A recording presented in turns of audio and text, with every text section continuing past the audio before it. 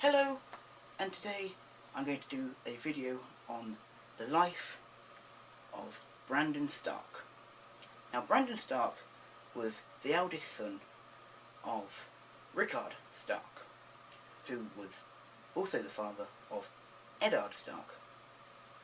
So if Brandon had lived, he would have become the Lord of Winterfell instead of his younger brother Eddard. So Brandon was born in 262 AC in Winterfell, the castle of his family, as the Lords of the North. At this point of his birth, his grandfather was Lord of Winterfell, and so was his grandmother. But he was still the heir to the heir. A year later, his younger brother Eddard Stark was born. And then, roughly a couple of weeks later, his grandmother passed away. Then, in 264, his grandfather, the Lord of Winterfell, passed away, which would make his father, Rickard Stark, the new Lord of Winterfell. Then, in 266 AC, Lyanna, their younger sister, was born. And then finally, in 268 AC, their youngest brother, Benjen, was born. Now, from birth until 270 AC, Brandon had a perfectly happy life, being brought up by his parents and being joined by his younger siblings.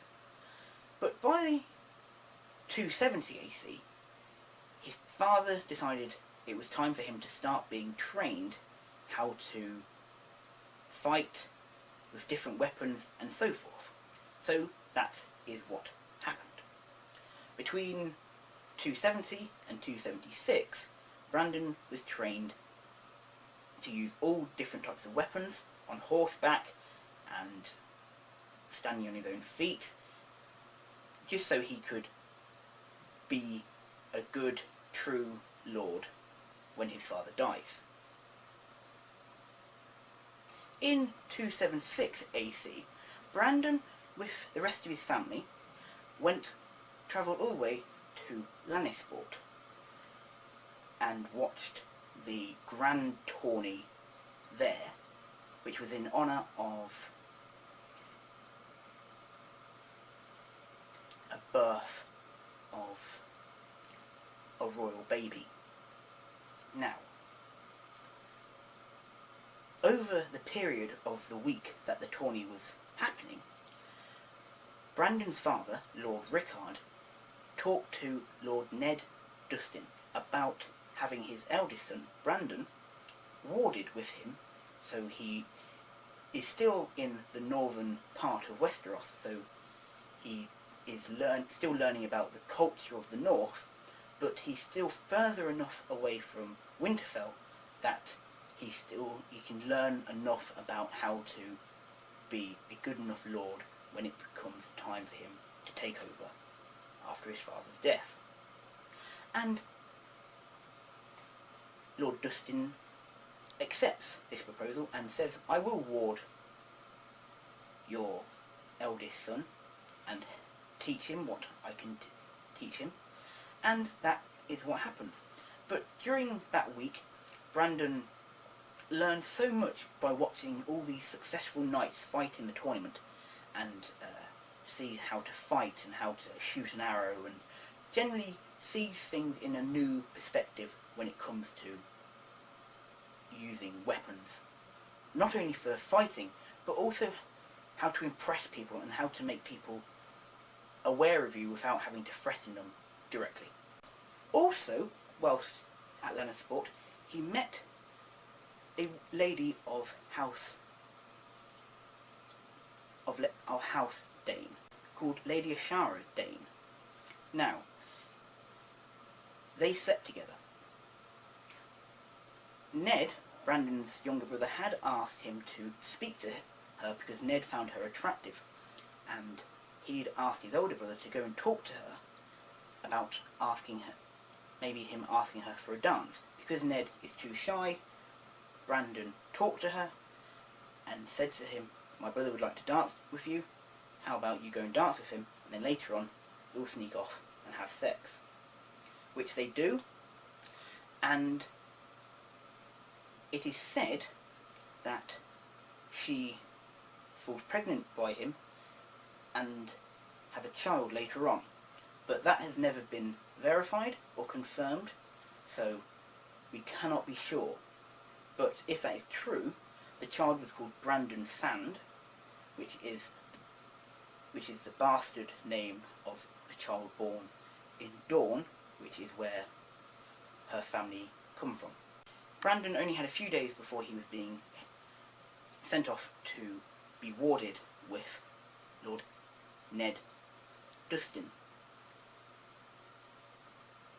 at his home at Barrowton. Now, this was during 277 and 281 AC. Now, during Brandon's time being the ward here, he was able to do much. He learnt, apart from obviously everything that he'd learnt at home about swordplay and jousting and everything like that, he carried on he learnt how also to fight with honour and how to be a gentleman to ladies and how to be a respectful person, not only to the other lords that you may encounter, but the common folk of the lands that he will one day lord. And it's very helpful for him that he did do this, because he would have obviously had such a massive part of land to command as Lord of the North, that it was important that he not only learnt about the lords that are under him, but also the common people that he was in charge of, and the people that he would have to represent if anything ever happened in the south. So, over time, he learned how to be a better person, really, and he also learnt other people's and other areas of the North customs and rituals, which would of course be very important for him, because if he's having to sort out a dispute between differing lords or differing low-born people and the common folk, he would have to know the individual's type of community that they come from and how best to sort it all out. Now, over the time that he was over there in Barrowton, it is said that he fell in love with a woman, a lady, who became obsessed with him, and they supposedly had sex, and he took her maidenhead, and he supposedly over a number of years carried on going back to her and formed a great relationship with her. So in 281 AC, Brandon, with Lord Dustin, Brandon, with his younger brother Benjen, went up to the wall, where all the Night's Watch guard the realms of men from what is wild beyond the wall. And Brandon wanted to go up there to see what it was really like, because he'd heard so many stories from people when he grew up in Winterfell, and Barrowton as well. So he wanted to see what was real and what really wasn't. And this was the first time that Benjen had ever gone up to the wall also, and he thought it was wonderful. But Brandon didn't enjoy being this far north, so he decided never to go back. Now, after what happened at Lannisport in 281, Brandon's father, Lord Rickard, and Lady Catelyn's father, Lord Hoster Tully, started discussing the idea of maybe bringing these two families together in a union of marriage between Brandon and Lady Catelyn. Brandon himself was not best pleased about this idea of a marriage, but he accepted it because he knew that's what needed to happen. It needed to have strong links between the Starks of Winterfell and the Tullys of Riverrun. So he was willing to accept it. Now, over the space of their engagement, they met a couple of times. They spent time in each other's castles.